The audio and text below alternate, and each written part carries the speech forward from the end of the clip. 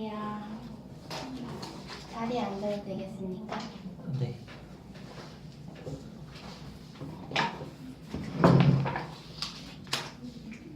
먼저 생물 문제는 판서를 통해서 설명해 드리도록 하겠습니다.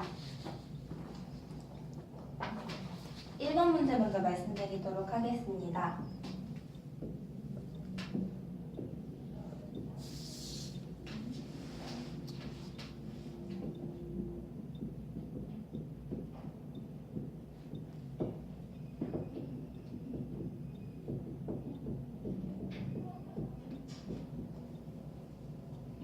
B의 경우에는 방실판이 닫히게 됩니다.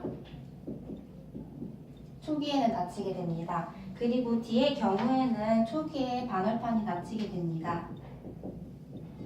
그리고 B의 경우에는 끝에 C로 넘어가는 구간에서 방열판이 열리게 됩니다. 그리고 D의 경우는 E로 넘어가는 구간에서 방실판이 열리게 됩니다.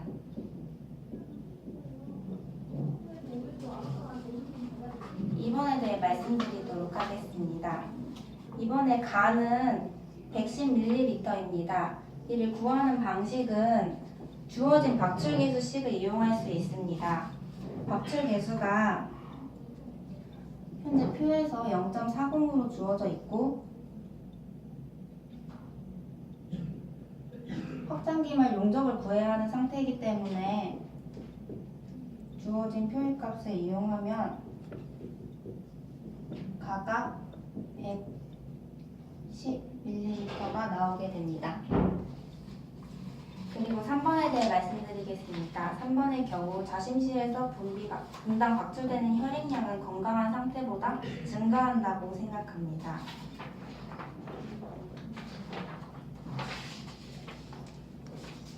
다음으로 유기 답변 드리도록 하겠습니다. 유기는 판서를 통해서 답변 드리도록 하겠습니다.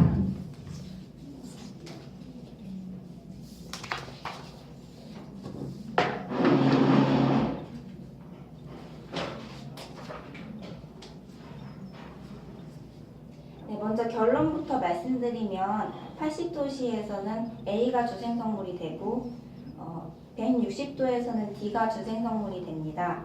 그 이유에 대해 말씀드리겠습니다. 60도씨는 상대적으로 낮은 농도이고 160도씨는 상대적으로 높은 온도입니다. 이 경우에는 중간체 안정성과 결과물의 안정성이 조금 상이합니다. A와 죄송합니다. 잠시만요.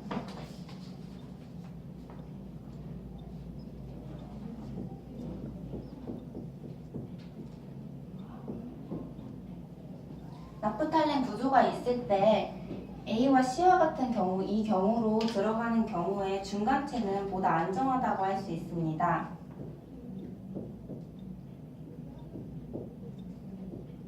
반면에 2번 위치로 들어가는 경우에는 중간체가 보다 불안정합니다. 하지만 결과물 생성 시에는 2번 위치로 들어가는 결과 생성물이 훨씬 안정합니다. 그 이유는 문제에서 주어진 것과 같이 이체장애가 존재하기 때문에 위에 1번 위치로 들어갔을 때 안정성이 더 떨어집니다. 그러한 이유로 낮은 온도에서는 가역 반응이 되지 않기 때문에 더 안정한 중간체를 찾아서 주생성물을 생성하게 됩니다.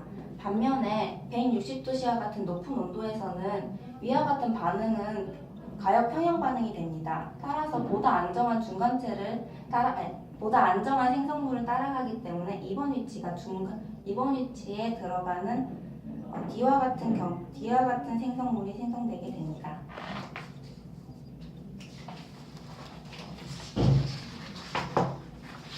이상 문제는 앉아서 말씀드리도록 하겠습니다.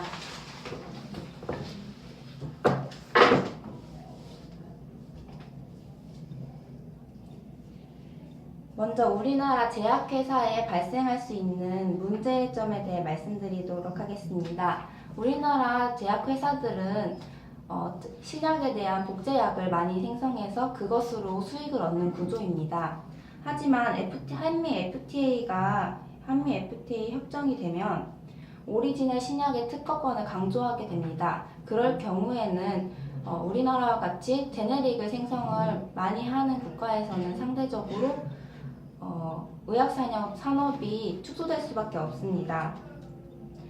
보통 신약보다 제네릭이 저렴하게 판매되는 경우가 많은데 국내에 제네릭이 등장하기까지 시간이 오래 걸리기 때문에 그 기간 동안 다른 타국가에 있는 약품을 사용하게 되면 다른 나라의 제품을 이용하게 되고 그렇게 되면 더욱더 다른 나라에 이익을 주고 우리나라의 제약산업은 위축될 수밖에 없다고 생각합니다.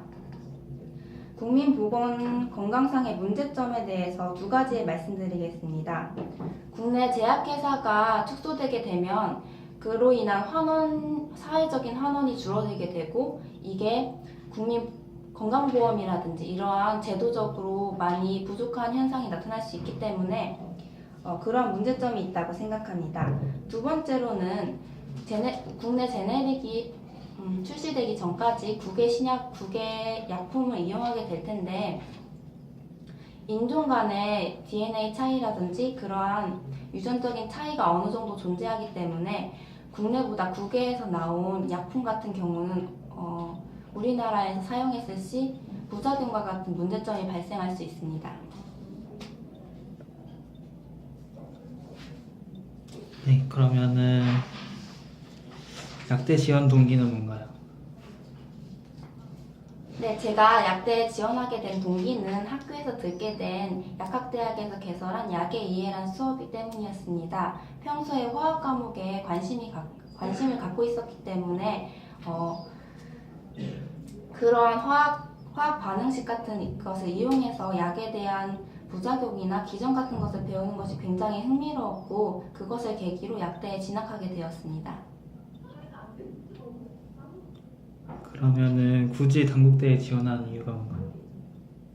네, 제가 약대 졸업 후에 식약처 약무지 공무원에 지원하고 싶습니다. 식약처는 오송에 있고 단국대는 오송 생명과학단지와 연계된 실무 환경을 제공하고 있다고 해서 단국대에 지원하게 되었습니다. 그럼 어떤 약사가 되고 싶으세요? 저는 스스로 꾸준히 발전할 수 있는 약사가 되고 싶습니다. 약사가 전문직인 만큼 전문 지식을 요하는 경우가 많습니다. 이럴 경우에는 교육기관에서 교육을 받는 것도 중요하겠지만 혼자 스스로 찾아보면서 발전할 수 있는 능력이 필요하다고 생각합니다. 그렇기 때문에 저는 스스로도 꾸준히 발전할 수 있는 그러한 약사가 되고 싶습니다. 그러면 마지막으로 1분 자기소개 해보실래요? 네, 저는 항상 밝고 긍정적인 사람입니다. 항상 모든 일은 마음먹기 달렸다는 말이 있듯이 어떠한 일이 있을 때 긍정적인 방향으로 생각하면 결과 또한 긍정적인 방향으로 나아가는 경험이 많았습니다. 실제로 피트 공부할 때에도 나는 할 수 있다 이러한 마음가짐으로 임해 좋은 결과를 얻을 수 있었습니다. 이러한 성격은 약사나 약대 진학 후에 어떠한 공동체에서 생활하는 데 도움을 줄 수 있다고 생각합니다.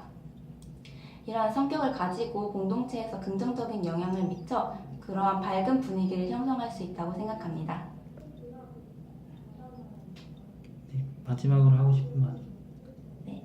지금은 조금 부족한 점이 있을지라도 항상 노력하고 발전하는 모습을 보여드리고 싶습니다.